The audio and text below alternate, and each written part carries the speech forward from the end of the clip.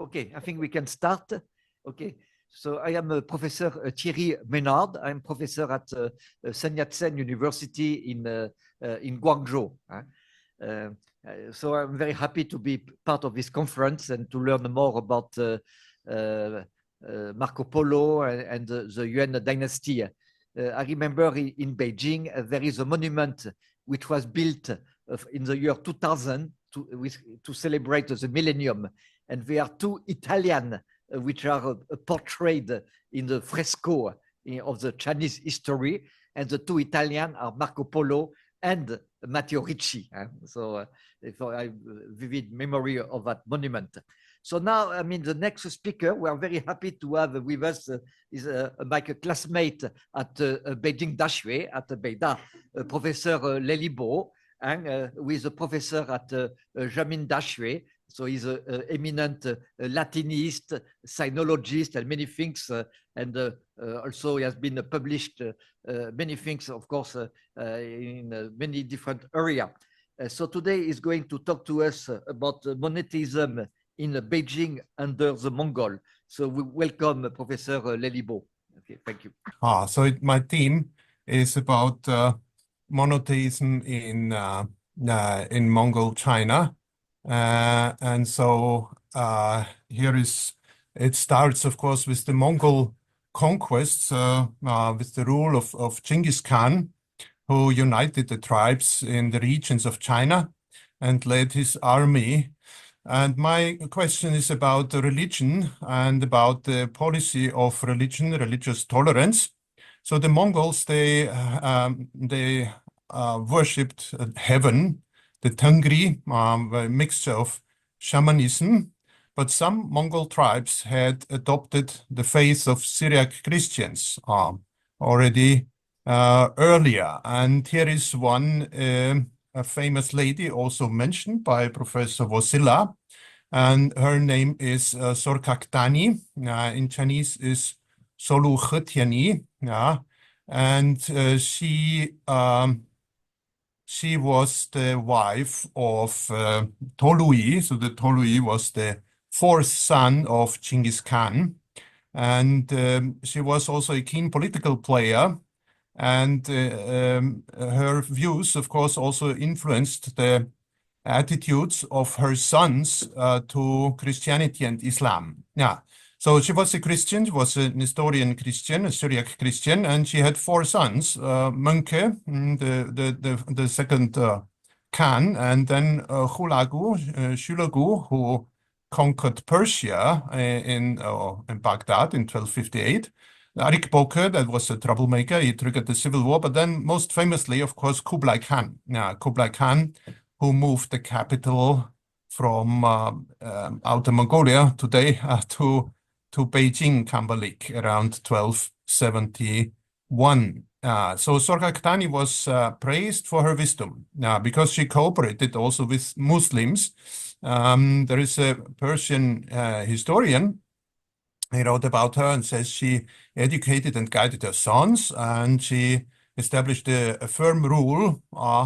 And there were many discussions in her presence.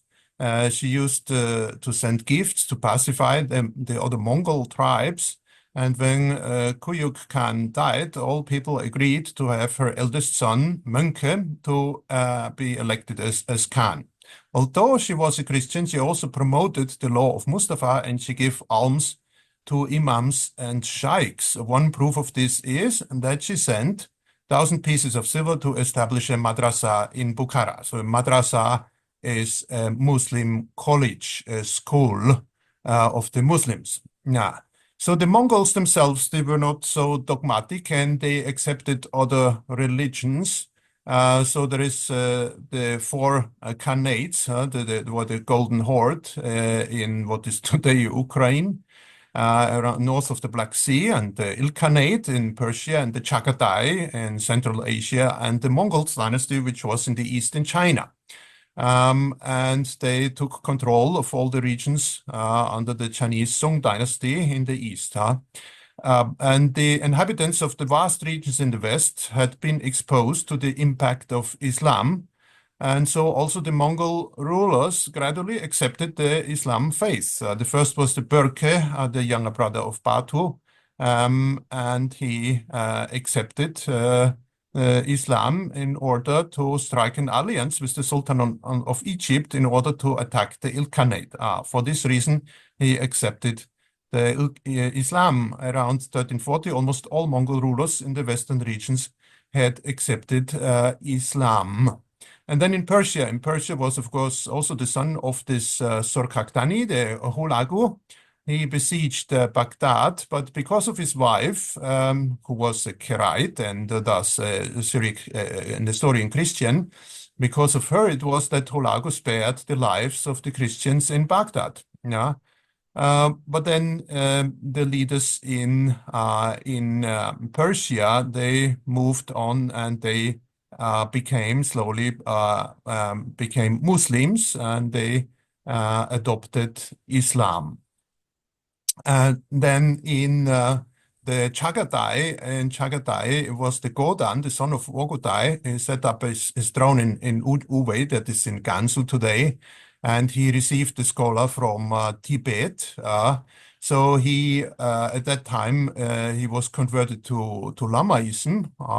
But then later on, the 1330s, also the Chagatai Khanate converted to Islam for good. This implied that not only high official positions were staffed with Muslims, but also the imperial family and the subjects converted to Islam. In other words, the Mongols greatly boosted the spread of Islam in Asia. They did not curb the spread of Islam and support the Christian communities in the East, and this was contrary to what the Europeans had hoped for. Yeah. And now I talk about the situation in the East, so in Beijing, and it was more complicated. In 1271, Kublai Khan proclaimed his rule as Yuan dynasty, and he transferred the capital from Karakorum to Beijing. He respected Confucianist scholarship, and he wanted to rule China with the help of native traditions. At the same time, he was very tolerant to other religions and welcomed scholars and talents from Central Asia or Europe. So the Mongols invited many talented people, especially from Central Asia, Syria, and Persia, regions which were culturally more developed than the northern Mongol regions. And today I will talk about three persons: Isa Kelemechi, Shams al-Din, and Montecorvino. So Montecorvino we know already quite a lot, but maybe the other two are new.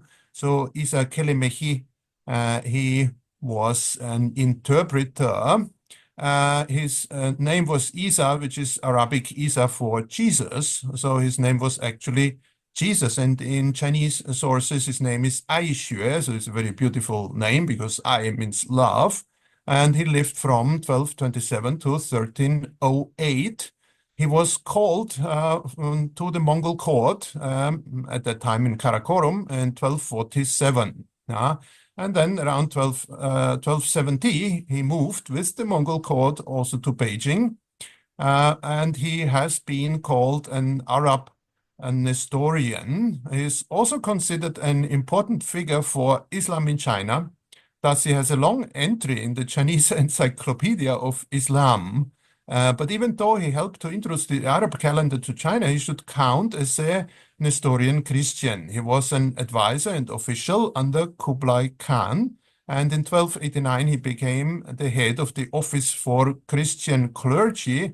It was a kind of office of religion, or office of religion is called Chongfu Si in the Chinese sources, Chongfu Si. And Isa came, not very clear, he came from Fulin. In the Chinese sources it's Fulin, and that may mean Syria, maybe also in the Caucasus region, Azerbaijan or Armenia. So his father is known as Barulumashi, and in his home, Isa learned Syriac, Persian, and Arabic. He was also trained in the arts of astronomy and medicine. A Syrian priest named Simeon Rabban Atta was asked by the princess Sorghaghtani to recommend able scholars. And so this Rabban Ada, he recommended to invite Isa's father, Bulumashi, to come to the Easter. But Bulumashi was already old, and so he sent his son Isa. That's the way how Isa came to Karakorum, and he attended this intronization ceremony of the Khan, and he entered the service of the Khan instead of his father. Having easy access to Sorghaghtani's court and to her sons Monkey and Kublai, he married a court lady from the Karaites, so a Christian lady. And the name of his wife was Sarah, and they had 6 children, which maybe are typical names of Syrian Christians, namely Elijah, Dan, Hosea, Georgis, Luca, and Jonah. Now, these are reconstructed names from the Chinese sources, which some of them seem to be very clearly like Elijah, Elijah, but others maybe not so. Georgius is also quite clear that these are Christian names. Isa became a translator in the service of the Mongol court and obtained a place in the imperial guard. Menke and Kublai respected and trusted Isa, who had become their relative by marriage. Yeah? And then there are some sources that say that Isa dared to suggest to the Khan to cancel some celebrations of Buddha's birthday in 1262. A sign that he was quite outspoken, and he wrote in this petition, as it is now, Korea has recently been conquered, but the regions of South China are not yet under Mongol rule. The people are tired, thus one should not waste resources in these useless things. That I suggest not to hold the sacrifice to the god of the land and to the god of grain, the Sheji. And the emperor accepted this suggestion. Then he became a high official. He was Minister of Health. So he was assigned to the Yao Yuan in 1263, and he established an office of medicine and pharma, which was renamed Guanghui Si, and he continued to direct it. It's interesting also in Korean history, around 1890, the Korean Emperor Gojong, he named the first hospital, the first Western hospital was called Guanghui Yuan. So they use also this Guanghui. Okay. And then Isa also established the Muslim Pharmacy Bureau, the Huihui Yao Yuan, which was directed by his wife Sarah. And he also held a position at the Office of Western Astronomy. And after the new observatory in Beijing had been established, he helped the famous Muslim astronomer Jamal al-Din to introduce the Muslim calendar to China. So he cooperated with the Muslims. That's why he's also often seen by Muslim historians as a Muslim. Maybe he was a Muslim, but actually most probably he was a Christian. Maybe he even made some advice against Muslim customs. Maybe we just skip that. And he was then sent to Persia, to the Ilkhanate in Persia. He was an interpreter, and so he accompanied the minister Bolot Akka to the Ilkhanate in 1284-85. And so he also possibly accompanied from there, from Persia, the mission to the Pope. We have just heard about that. The Rabban Sauma were sent to the Pope. And later Bolot remained in the service of Argun in Persia, but Isa came back to Beijing and bringing presents from Persia to China. Then Isa was also appointed the head of the Imperial Library. He served as supervisor of books, including traditional Chinese literature. And in 1280, 9, the Mongol ruler established the Institute of the Bureau of Religions, already mentioned above, as a office for Christian clergy, and that was in charge of religious worship, also in charge of the Nestorian or temples or Christian churches in Beijing, in and around Beijing. This is called Shizishi, so the cross pagodas or churches. So Isa directed this bureau and was in charge of the priest. So his son Yelia, so I already mentioned his son Yelia, he became his successor and second director of the bureau. And then the Mar Moses, the Ma Mohuoje, was the last director of the bureau and retired in 1358 to the end of the Mongol dynasty. Besides members of the Syrian church in China, also Muslims served in the bureau, and up to 19 assistants were assigned to serve in that unique institution. So this Isa Kelemehi, he enjoyed many honors, received many honorary titles, was also a Hanlin Xueshi, and he managed to have his sons also brought in powerful positions. So the family retained its hold on positions in the central government, especially posts related to Isa's accomplishments, including the Office for Christian Clergy and so on. So already mentioned, he also cooperated with Jamaluddin, the first director of the Islamic Bureau in Beijing. Yeah, so these Muslims, they were in charge of astronomy, very powerful, even until the beginning of the Manchu dynasty around 1644. Then the Qing emperors, they kind of exiled those Muslim astronomers from that office in Beijing.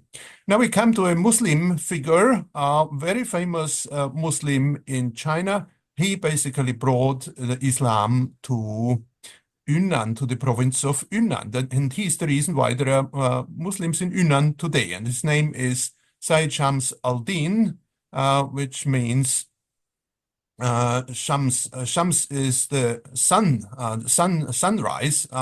So Shams is like Samson in the Old Testament. This is the Hebrew Samson, with the Arabic is the same. So an interesting name, Chans-Ding, so Samson.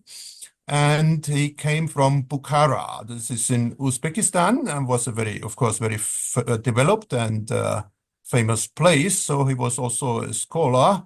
And he welcomed Genghis Khan as a young man, and so he was appointed governor of several regions in China, in Shanxi, in Taiyuan. He resided in Taiyuan, and later on Shanxi and Sichuan. And Shams al-Din, he spent his last years in Yunnan. Everybody knows where is Yunnan, in the southwest of China, very far away from Beijing. So he was appointed governor of Yunnan. And there in Yunnan, he was a very efficient governor, but also very benevolent to the local population. And he also established pharmacy offices and helped the locals with medicine, and he founded a school. So he promoted Confucian studies. So he's a kind of Muslim Confucianist. So there is this word is called Huiru, Muslim Confucianists. And he planted Islam in Yunnan. So his tomb also has been preserved.